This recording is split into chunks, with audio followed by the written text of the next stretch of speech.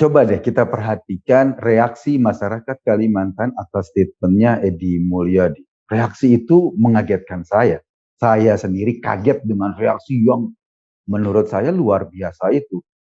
Ada tokoh-tokoh adat turun, tokoh masyarakat turun, reaksi masyarakat lain merasa sangat tersinggung, merasa sangat tersakiti dengan statement Edi Mulyadi pada saat konferensi pers. Itu satu kasus. Ada lagi kemarin di Malang, Hekel Hasan misalnya ditolak berceramah di Malang dan dia dipaksa untuk kembali ke Jakarta oleh masyarakat di sana.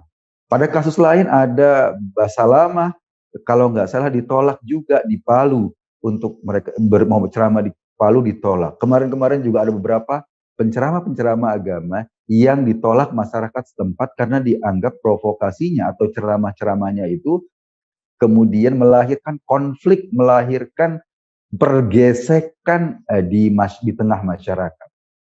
Fenomena Edi Mulyadi bisa kita baca sebagai fenomena puncak atau puncak gunung es dari yang selama ini dirasakan oleh masyarakat Indonesia. Kita tahulah sudah menjadi rahasia umum, belakangan ini ada semacam gelombang baru keyakinan beragama yang seringkali membenturkan agama dengan budaya-budaya lokal, dengan kebiasaan-kebiasaan masyarakat lama, dengan hal-hal yang menjadi bagian dari kehidupan masyarakat lama. Dikit-dikit musyrik, dikit-dikit syirik, dikit-dikit ini bagian dari orang-orang jahiliyah, ini bagian dari budaya kafir, ini bagian dari budaya paganisme, ini bagian dari budaya menyembah Tuhan-Tuhan selain Allah misalnya. Kasus penendangan sesajen di Lumajang juga kan bagian dari fenomena ini sehingga masyarakat Lumajang marah. Kenapa misalnya statement Edi Mulyadi yang bilang bahwa ngapain kita bangun ibu kota baru di tempat jin buang anak, itu direspons demikian kerasnya oleh masyarakat? Karena menurut saya ini adalah reaksi ikutan dari perasaan-perasaan yang sudah menggumpal sebelumnya. Bukan tidak mungkin misalnya masyarakat asli suku Dayak itu seringkali merasa tersakiti hatinya misalnya dengan beberapa ajaran, beberapa tokoh yang membawa isu-isu agama dibenturkan dengan kebiasaan-kebiasaan masyarakat lokal. Ini yang kemudian membuat reaksi. Ketika isunya agama, pasti mereka menjaga diri untuk berbenturan. Kenapa? Karena saya amat yakin teman-teman atau saudara-saudara kita di masyarakat Dayak, ya percaya bahwa kalau yang dibenturkan adalah isu itu akan sangat tidak sehat.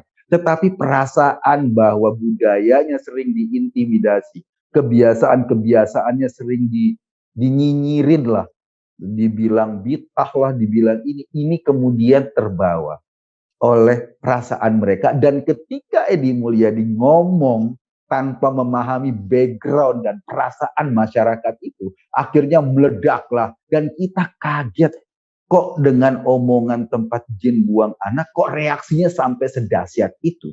Kok masyarakat marah sampai sedahsyat itu?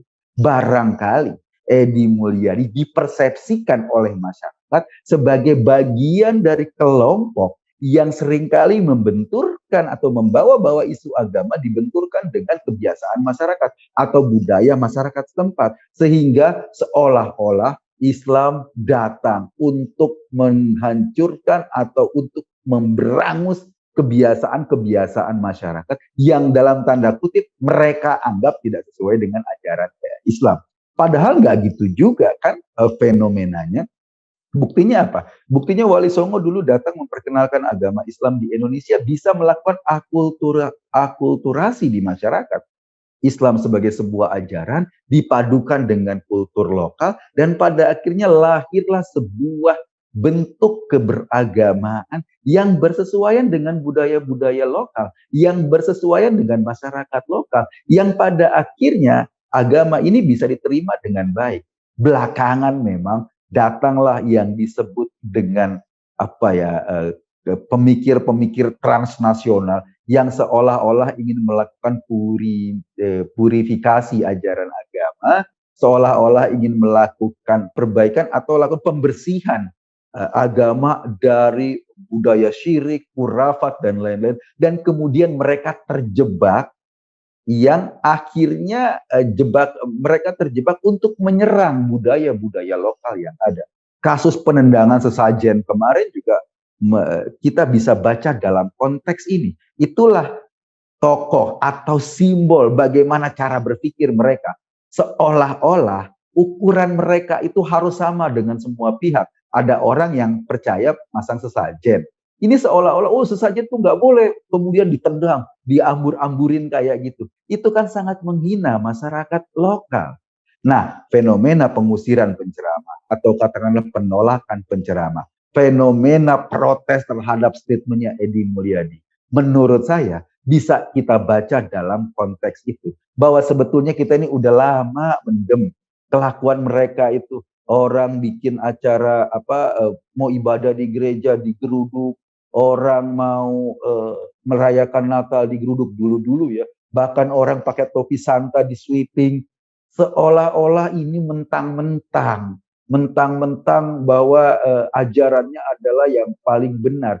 Padahal ulama-ulama lain tidak begitu cara memandangnya, lebih mengedepankan kebaikan, lebih mengedepankan saling toleransi, lebih mengedepankan hubungan antar manusia, hubungan antar umat beragama, hubungan antara agama dengan kebudayaan lokal. Itu yang diajarkan oleh Wali Songo. Sementara mereka biasa menafikan keberadaan Wali Songo, dan semuanya harus datang dari Timur Tengah, sehingga kemudian bangsa ini bisa hilang budayanya karena semua kebudayaan kita diintervensi atau katakanlah diganti oleh kebudayaan Timur Tengah. Fenomena itu yang menurut saya dirasakan oleh masyarakat Kalimantan dan kemudian reaksinya menjadi keras seperti itu. Mungkin orang bisa saja, toh kan Pak Edi tidak bicara soal agama saat Pak Edi Mulyadi cuma bicara soal ibu kota baru, tetapi orang atau masyarakat melihat Edi Mulyadi adalah bagian dari kelompok atau bagian dari masyarakat, bagian dari gerombolan yang seringkali melakukan dakwahnya dengan menafikan budaya-budaya lokal. Dulu di Purwakarta misalnya, ketika Bupati Purwakarta itu bikin patung-patung untuk mempercantik kotanya, kemudian patung-patung itu dirobohkan karena katanya itu bertentangan dengan ajaran Islam, membuat patung itu musyrik. Bahkan Rizik Syihab mencela sampurasun, kata-kata sampurasun menjadi campur racun hanya karena ingin membiasakan misalnya berassalamualaikum.